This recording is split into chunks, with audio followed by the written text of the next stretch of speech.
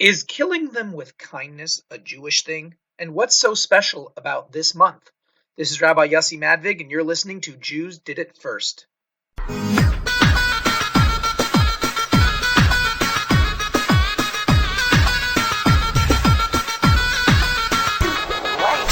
All right, welcome back. I know it's been a while, and I apologize. Just things have been pretty crazy the last year, and I just, didn't have the motivation to come and do this. But I had a wonderful weekend last weekend at the International Convention of Chabad Rabbis, and it was really inspiring to see all of my colleagues from around the world and the wonderful things that they are doing. And we gathered together and inspired each other and spoke to each other, and we sang together and ate together. It was just a very beautiful, moving experience. We had classes and workshops on how to improve ourselves and how to be better rabbis and better husbands and better fathers and better fundraisers, etc., etc. And it was just really a great experience. I brought my son with me. They had a kids camp to go to, and he had a great time meeting his friends from school. He goes to an online school, and he doesn't get to see his classmates in person. So it was really great for him to be able to go and see them and have a good time in face to face and meet his teacher face to face and all of this. So it was really overall a great experience. Also, the food is unbelievable, so there's always that. So I wanted to talk about a famous saying that we all know, and that is kill them with kindness. Now, this phrase we have seen in modern culture, of course, everywhere. It's seen in especially songs, starting from, I don't know about starting from, but at least in very modern history, we have Eddie Grant with an album, Can't Get Enough, from 1981. It mentions killing with kindness. There's a song, Killing with Kindness. The Jealous Sound, another group, another album. They have an album called Killing with another group called with an album Killing with Kindness in 2003. The Headlights also have an album with the same name, Killing with Kindness, from 2006. And of course, as everyone probably knows, I didn't know, I had to look it up, but Selena Gomez's Killing with Kindness from 2016, just 3 years ago. So this is certainly something that is quite popular in our culture, and I wanted to investigate, does this have any source material in Judaism? Can it be found in more ancient literature? And so I did some digging. Now, we have certainly examples of kill them with kindness, and I looked it up, and there's some theory online. I don't know how valid it is, but it's online and it probably needs a little more investigation. But this particular opinion said that the origin of the phrase was actually an English proverb in the mid 1500s, and it says that the ape kills her young with kindness. That was apparently a popular saying, and meaning that the ape will kill its young by crushing it, by giving it a hug. Now, I'm not sure. I'm no. I don't know what the word. I'm not a zoologist or anything. Perhaps some of you know a little more about apes. Maybe this is a thing that happens. Could be. So this was an English proverb around the 1500s, and we also see around that same time we have the saying in Shakespeare. If you've ever read Taming of the Shrew, where the husband is trying to tame his obnoxious wife, and he says over there, he's thinking of all these ways of how to annoy her and bother her and keep her awake and make things very difficult for her. And he's talking about when she tries to fall asleep. So he says, and if she chance to nod, I'll rail and brawl, and with the clamor keep her still awake. This is a way to kill a wife with kindness. So this is, again, the Taming of the Shrew, Act 4, Scene 1. That's just the very end where he mentions the thing, and he goes through a whole litany of things that he's going to do. So this is at least a 600-year-old, or 500, 600-year-old phrase that we've had in English specifically. But where is its origin? Did it just come up in English in not medieval, this would be early modern English history, or is it something that has its roots in something deeper and more ancient? And obviously, we're going to spend the next few minutes discussing how actually Jews did it first. So let's go into the Wayback Machine, and we'll go about 2,000 years ago, 2,100 years ago, really, the 1st century BCE. So this is about 100 years after Hanukkah, perhaps, also about 100 years before the destruction of the Second Temple. So really, in a very interesting time in Jewish history. And there's a Mishnah in the Talmud recorded in, the Mishnah is a section of Jewish law. I've discussed it in other episodes, but basically the Mishnah is a collection of Jewish rulings that were said over the centuries from the times of Moses and recorded in writing around the year 200, we'll say, by Rabbi Yehuda Hanassi, Judah the Prince. And this Mishnah is in Taanis, which is the tractate on fasts, page 19a. And the Mishnah says like this, that you had a man named Choni HaMagil. Why was he called Choni HaMagil? I'll tell you. His name is Choni. Magil means circle maker. And it came one time they didn't have enough water in Israel. There was a drought. Those of you in California might understand this. And they went to Choni. He was known as a miracle worker. And they said, help us, pray for rain. So he drew a circle in the ground, and he stood in the circle, and he told God, I'm not moving from this circle until you bring rain. What happened? The rain started to trickle down a little tiny bit. And the people said to him, what is this, a joke? Nice, you pray for rain, a little bit comes, but this isn't doing anything. This is it's not even making the ground wet, hardly. So he turns to God, and he says, God, this isn't good enough. We need rains to fill, we need to fill our cisterns and so on. We can't have this little bit of rain. And the clouds get darker, and the rain starts pounding and pounding and pounding. And it's so much, it's crazy. And the people said to him, whoa, just like you prayed for it to rain, thank you very much. Please pray for it to stop. And Choni says that, I wanted to get the exact language over here. He says to them, go out and see if the claimant's stone has been washed away. This is a large stone in the city, which you'd make proclamations if you found lost things. And it was high up. And so he said, if the water hasn't completely obliterated it, then it's not time for it to stop. But eventually he does do this. He asks God to stop the rain. He says, give us rains of, we ask for rains of blessing, not of destruction. Okay, that's the Mishnah. Now, the Talmud, you go a few more pages and the story is explained. Page 23a. That was Taanis 19a. This is now 23a. And it discusses this incident, right? Pray and the rain will fall. And they liken him to Habakkuk. Habakkuk, he was one of the prophets. And when it comes to the heavy rains, they say, Rabbi, we've seen that you can call on God to perform miracles, and we will not die.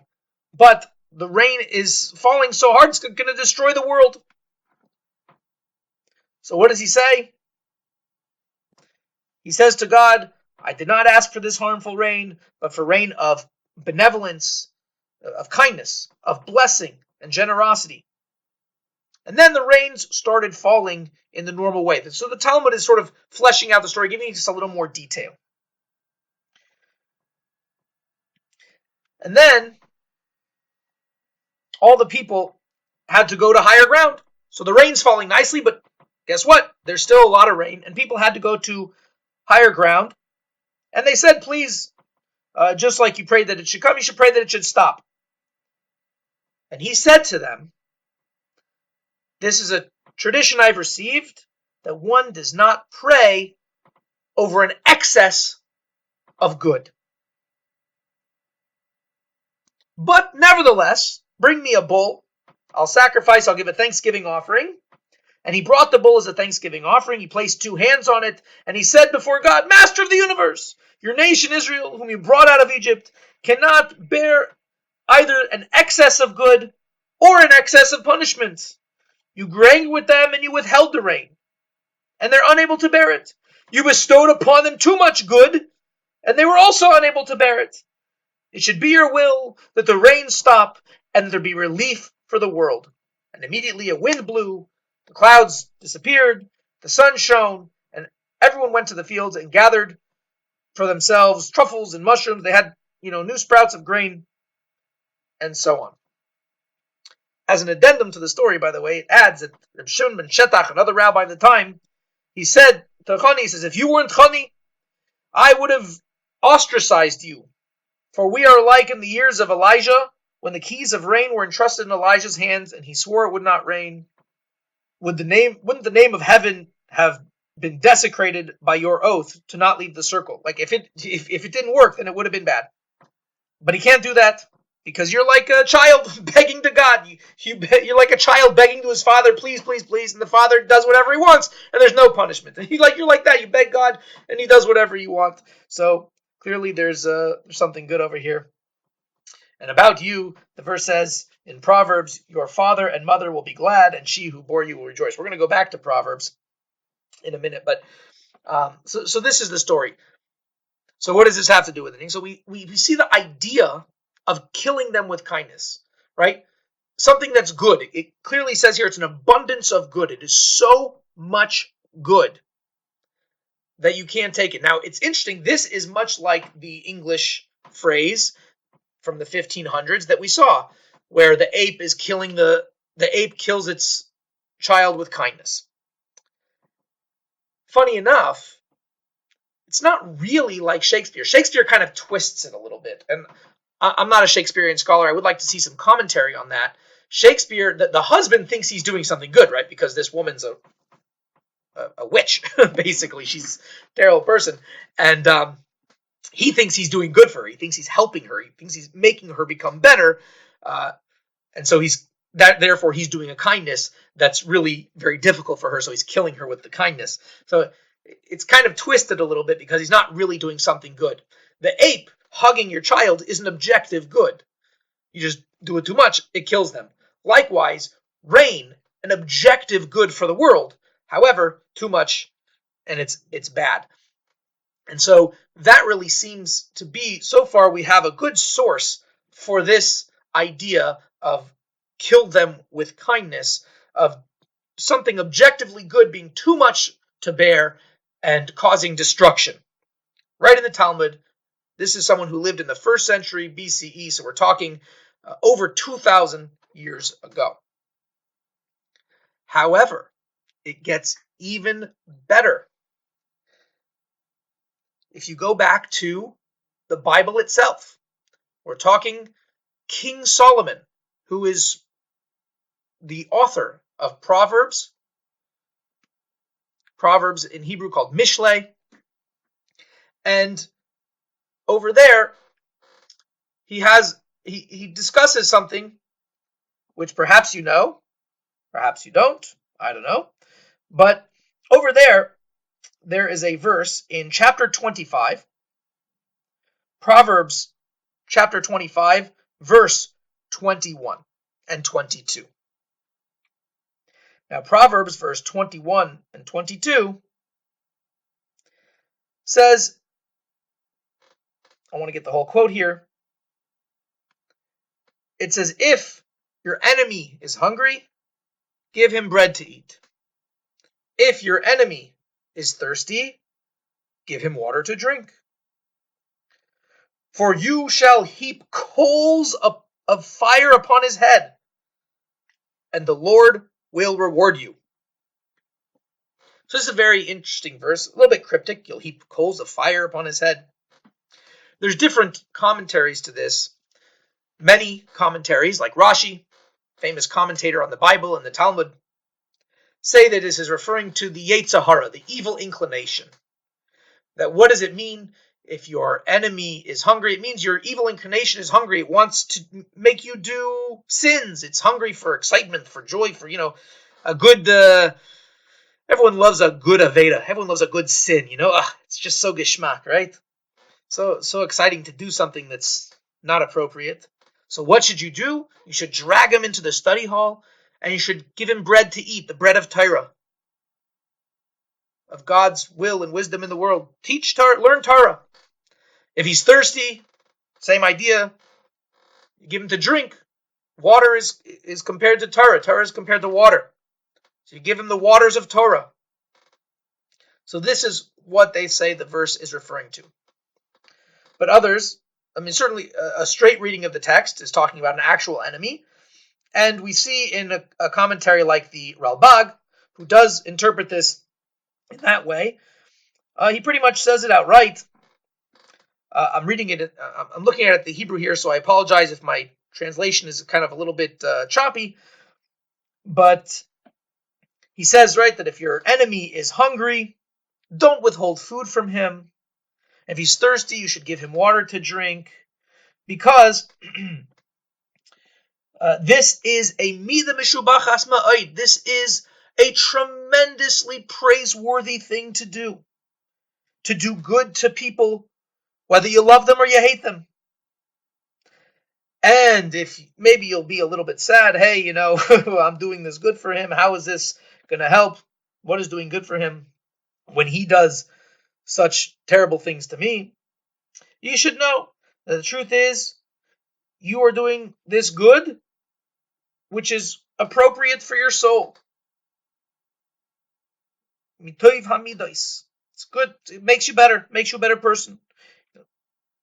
And he continues, right, that you're going to heap coals upon his head, right? He says, this is a very difficult thing for you, for him. Sorry. And it's like you're turning coals on his head to burn him. Miroiv bushtoi. He's going to be so embarrassed because of the goodness that he's receiving from you, when all he did was give evil, and Hashem will reward you for good. So this is the Ralbag on Proverbs chapter 25, verse 21 and 22. And we see here what is going on. You're killing him with kindness, right? What do? When we say kill him with kindness, this is actually what we mean. We don't mean the English proverb, the baby's killing with kindness, you're going to kill it from hugging it. We don't mean that it's doing something which is negative, but you might think it's good. No, just here is how we use it colloquially. When we say today, kill him with kindness, it means someone's being a jerk to you, kill him with kindness. Be a mensch back to them, and they'll realize that their error of their ways. And this is exactly how it's used in the Bible itself. We're talking the times of King Solomon. When is this? Not 1981, not the 1500s, and not even 2,000 years ago. We're talking somewhere along the lines of 2,500 years ago. We have an explicit injunction in the Bible by King Solomon as relating through his divine inspiration, the will and wisdom of God. When your enemy is doing bad things to you, what do? You give them. You be kind to them. And this will be like heaping coals of fire on their head. They're going to be so embarrassed. Like you say, you burn with shame. It's like an expression, right? That's why it uses this metaphor of heat, of fire, of coals. He's going to be so ashamed. He's going to be burning up from shame from the fact that he was such a jerk to you, or she was such a jerk to you. Hashtag not all men. And it's going to cause goodness. Hopefully it causes goodness from them, right? They realize that they were such jerks and maybe they'll be nicer to you, and God will repay you. God will give you goodness. Maybe in the sense of he'll give you goodness from this person now turning around and being nice to you, and also God will reward you spiritually. So here we have clear evidence. I couldn't find, perhaps some of you can reach out to me if you found an earlier source than this. I couldn't find anything of killing with kindness. So for now, we'll have to be satisfied with the fact that, of course, Jews did it first.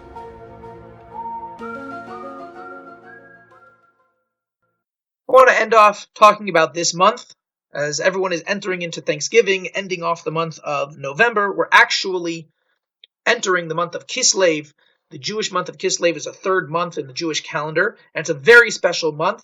It is almost every day there's something special.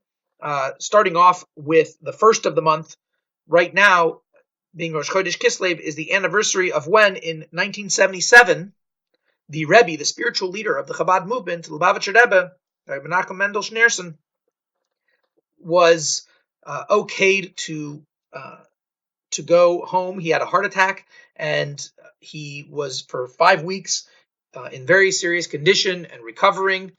And on Rosh Chodesh Kislev, he was able to come back, and it was a tremendous cause of joy and celebration in the Chabad movement. And so it's still marked to this day, now almost 40 years later, as a tremendous holiday of joy and celebration for the Chabad movement, and signifying the Rebbe's strength and vitality and continuation of leadership. That even though during the times of his concealment, when we weren't able to see him because he was recuperating from his heart attack, he was still there with us and guiding us. And then, of course, his triumphant return on Rosh Chodesh Kislev. And so too, nowadays, after Gimel Tammuz, after the Rebbe's passing, when he's concealed from us and we can't see him, we still know that spiritually he is there guiding us and helping us every step of the way. And God willing, when Mashiach comes very, very soon, we have the Messianic redemption. We'll be able to see the Rebbe again in his triumphant return to lead us to redemption into the land of Israel. And for many more reasons, this is a very exciting month. Some, again, to do with the Rebbe. On the 14th is the Rebbe's wedding anniversary. On the second day of Kislev, which is Shabbat, you have the returning of the books from the court case in 1988. There was this court case. Someone was stealing books and holy books and ancient books from the Rebbe's library. And there was a court injunction to return the books. And on the second of Kislev, that was on Hay Tavis, another special day. We'll get to that next month when we get there. But almost a year later, on the second of Kislev, is when the books were finally returned. Most of them, anyway. You have other very important days, of course. Yud Tes Kislev, the 19th of Kislev, which is probably one of the most significant days in Hasidic history. We'll talk about that when the Alter Rebbe was released from jail. Again, this idea of concealment. He was in jail for 53 days and then revealed and taking charge again of the Chabad movement in a revealed way was a tremendous simcha, a tremendous joy for the Chabad people, the followers of the Alter Rebbe, Rabbi Shneur Zalman of Liadi. And of course, as everyone knows, this month, the 25th of the month, begins the holiday of Hanukkah. And I would suggest you go and take a listen to the Hanukkah episode that I did relating it to the American Revolution. Very exciting, very interesting. So it's a very special month. It's the third month. Also, the Torah was given. There's a religious calendar and a secular calendar. And on the religious calendar, the months begin in the month of Nisan with Passover, with Pesach. So the third month, Sivan, is when the Torah was given. And so likewise, we say in a spiritual sense, in a Hasidic sense, on the secular year, the first month is Tishrei with Rosh Hashanah and Yom Kippur, and the third month is now Kislev on this calendar.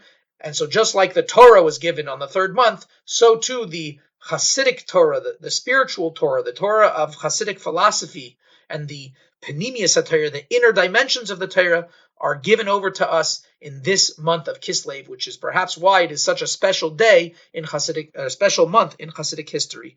So, Chaim L'Chaim, a good Chodesh, and if you makabel the Torah b'simcha p'nimius, you should makabel the Hasidic Torah, the Panemius HaTorah.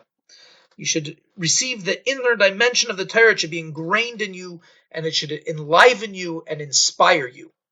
So, Chaim, wish you a Chodesh Tov, a Shabbat Shalom, and all that good stuff, assuming I get this out before Shabbos. And if you want to continue the conversation, please feel free, email me, rabbi@jewishoswego.org, or you can contact me on Twitter at Oswego Rabbi. I'm on Instagram at Oz Rabbi, OZ Rabbi. Facebook, Jews Did It First. All sorts of things. So please reach out to me. Love to continue the conversation, and I'd love to hear ideas that you have of something that Jews did first in order to continue the program and